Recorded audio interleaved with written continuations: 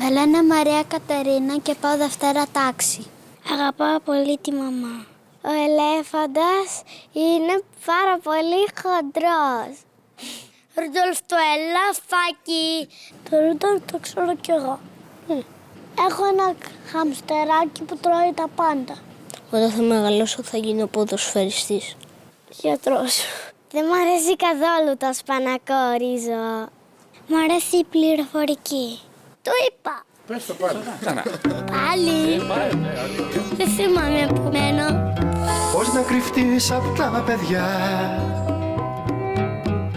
έτσι κι αλλιώς τα ξέρουν όλα και μας κοιτάζουν με μάτια σαν κι αυτά όταν ξυπνούν στις 2 η ώρα. Ζούμε μέσα σε ένα όνειρο που τρίζει